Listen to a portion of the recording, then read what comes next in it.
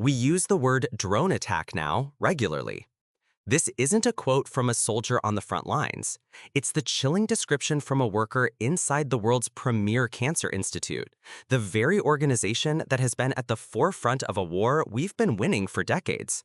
A war against a disease that touches nearly every family on Earth. The drone attacks they're referring to? Grant terminations. Orders that come from above, silently and with devastating precision, crippling the fight against cancer. For years, we've celebrated accelerating progress. Cancer deaths have been reduced by a third since the 1990s. But now, that progress is under direct assault, and the institute responsible for so much hope is facing crippling cuts and a level of chaos that threatens to unwind it all. Today, we are going deep inside the National Cancer Institute, or NCI. We'll uncover how this powerhouse of medical research, once a beacon of bipartisan support, has been plunged into turmoil. We'll expose the ideological battles being waged within its walls, the specific programs being dismantled, and hear directly from the scientists and patients who are now on the front lines of a very different kind of fight. And we will ask the most terrifying question of all: will people die because of these decisions? The answer seems to be an unequivocal yes. To understand the depth of the current crisis, we first have to appreciate the magnitude of what's being lost. For decades, the National Cancer Institute has been an engine of miracles. Nearly 2 million Americans are diagnosed with malignancies every single year. In 2023 alone, cancer claimed the lives of more than 613,000 people, making it the second leading cause of death right after heart disease. But against this grim backdrop, the NCI has led a charge that has yielded incredible results. According to the American Cancer Society, cancer mortality in the United States has fallen by a staggering 34% since 1991. Today, there are roughly 18 million cancer survivors in the country. 18 million people who have been given a second chance at life. This is not a coincidence. This is not a random fluctuation. Karen Knudsen, the CEO of the Parker Institute for Cancer Immunotherapy and a world-renowned expert, puts it plainly. That downward trend, she says, we can very, very closely tie to the enhanced investment in cancer science by the US government. The message was clear. The strategy was working. As Knudsen says, we're winning. Why we would let up, I really don't understand. But let up they have, and the fallout is being felt with brutal intensity. One NCI laboratory chief, a scientist who has dedicated 3 decades of his life to the institute, described the current situation in the starkest terms possible. It's horrible. It's a crap show. It really, really is. This is not hyperbole. This year alone, his lab has lost 6 of its 30 people. 4 scientists, a secretary, and an administrator, gone. The foundation of his research is crumbling. His fear is palpable. If we survive, he says, I will be somewhat surprised. The chaos stems from a top-down mandate from the Department of Health and Human Services and the newly formed Department of Government Efficiency. The order was to slash contract spending by more than a third. The consequences are immediate and devastating. Scientists report that the Institute is now cutting contracts that maintain precious biological specimens used in vital research. The required contract cuts are going to be devastating, one senior scientist warned. On the NCI's main campus in Bethesda, Maryland, the basic functions of science are grinding to a halt. Scientists describe crippling delays in getting the most essential supplies. Things like test tubes and petri dishes. As one recently departed clinician put it, they are struggling to get literally anything that goes into a test tube or a petri dish. This is because of staffing cuts and ever-changing policies about what they are even allowed to order. The assault isn't just on physical resources, it's on information itself. Even the websites, the public-facing portals that publish new, life-saving evidence on cancer treatment and diagnosis, are no longer being updated. Why? Because the HHS fired the workers who manage them. And when NCI scientists are allowed to communicate with the outside world, what they can say is now severely restricted. Leaked documents show a list of forbidden topics. Among them, mass firings, President Donald Trump's executive orders, and the acronym DEIA, which stands for diversity, equity, inclusion, and accessibility. The turmoil at the largest arm of the National Institutes of Health could haunt the country and the world for years. People will die, one scientist stated, cutting through all the political jargon. The tragedy is that for a time, many inside the NCI thought they would be spared. Cancer research has historically been a unifier, sidestepping the bitter political divides that have poisoned other areas of public health. Much of the NCI's work was authorized by the National Cancer Act of 1971, which President Richard Nixon signed as part of his famous War on Cancer. For 50 years, Congress was generous, regardless of which party was in power. Harold Varmus, a Nobel laureate whose work was funded by the NCI, recalls that budgets were usually handsome when he was NIH director. He remembers President Bill Clinton saying, "I'd like to give you a bigger increase, Harold, but your friends in Congress will bring it up." The president would offer a 5% increase, Varmus recalled, but he'd end up getting more like 10% from Congress. This bipartisan consensus propelled the Institute's funding from $2 billion in fiscal 1993 to $7.22 billion by 2025. That funding created an ecosystem of hope. People like Mike Etchemendy, a 69-year-old from Big Bear Lake, California, are part of that ecosystem. Since 2013, he has flown to the East Coast scores of times to participate in 5 different clinical trials for his rare bone cancer, called chordoma. He calls the NIH's clinical center the House of Hope. He firmly believes that the combination of experimental drugs, therapeutic vaccines, and expert treatment has given him at least 10 extra years of life. He is proud to have been a lab rat for science, and he is terrified for the NCI's future. People come from all over the world to learn there, Etchemendy says. You cut funding there, you're going to cut major research on cancer. So what is the official explanation for this dismantling? In response to detailed questions, an HHS spokesperson called the reporting a biased narrative that misrepresents a necessary transformation at the National Cancer Institute. The statement continued, "We are refocusing resources on high-impact, evidence-based research, free from ideological bias or institutional complacency."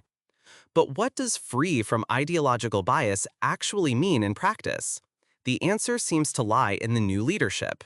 During a town hall meeting in May, the NIH's new director, Jay Bhattacharya, was asked about funding cuts for research into the health of racial and ethnic minorities, cuts being made under the banner of purging DEI from government. According to a recording of the meeting, Bhattacharya claimed the agency remained absolutely committed to advancing the health and well-being of every population. But then came the caveat. A study considering whether structural racism causes poor health in minority populations, he declared, is not a scientific hypothesis. He called it an ideological idea with no chance of improving health. Many staffers were so angered by this statement that they got up and walked out of the meeting. The impact of this ideology is not theoretical, it's real. A KFF Health News analysis found that as of June 16th, at least 172 National Cancer Institute grants had been terminated and not reinstated. Many of these grants were specifically aimed at minimizing health disparities among racial minorities or LGBTQ+ people. These are the very populations that suffer disproportionately from cancer. Black people, for instance, have higher rates of certain cancer diagnoses and are more likely to die from many cancer types than any other racial or ethnic group.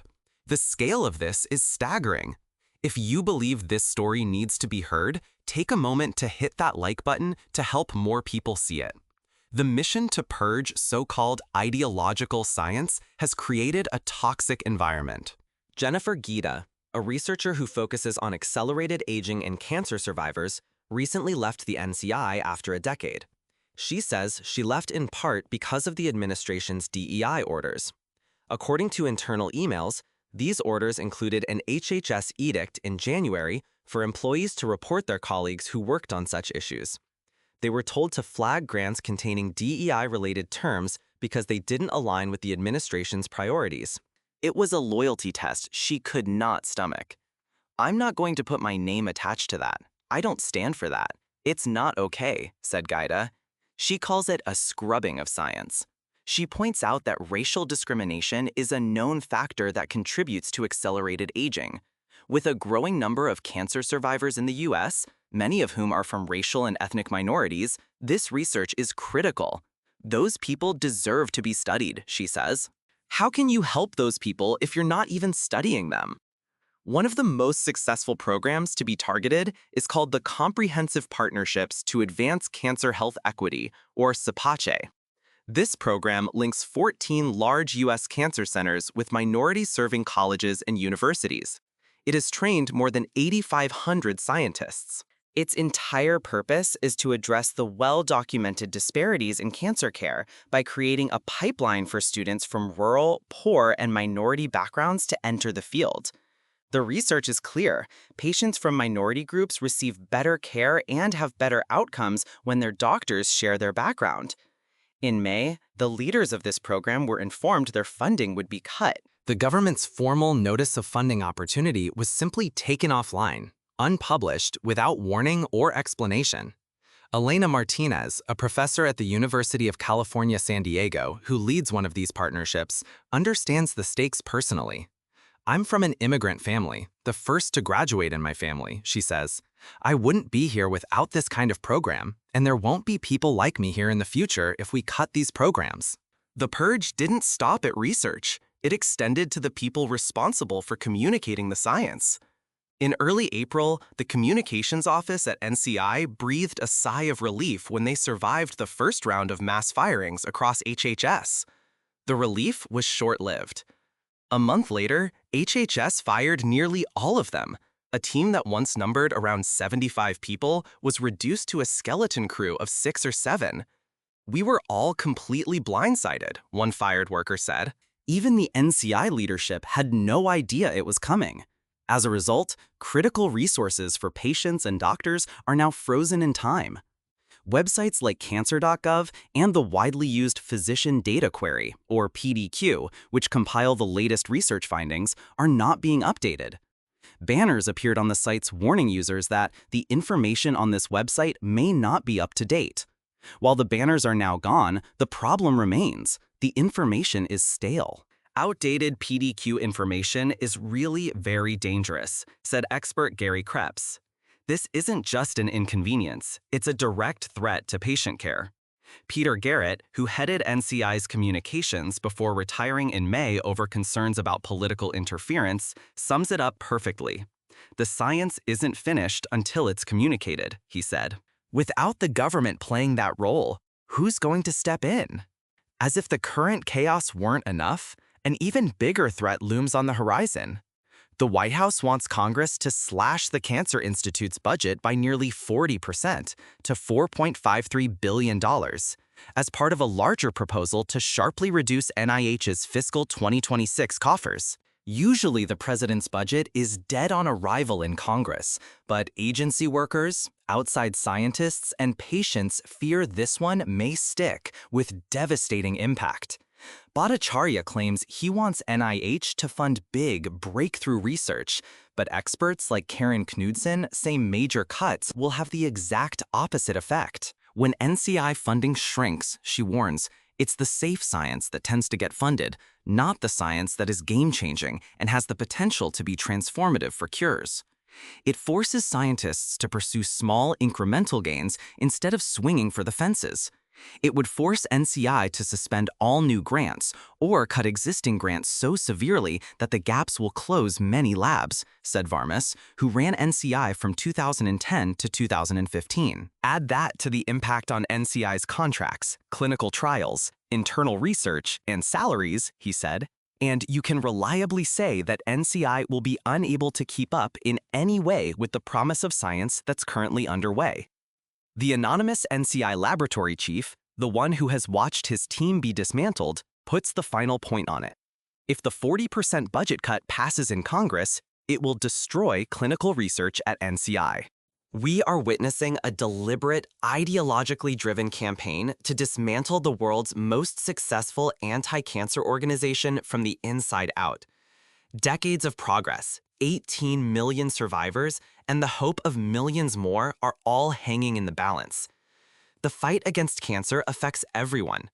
To stay informed on this and other critical global health stories that the mainstream media might be ignoring, make sure you subscribe to our channel. You will not want to miss what we uncover next.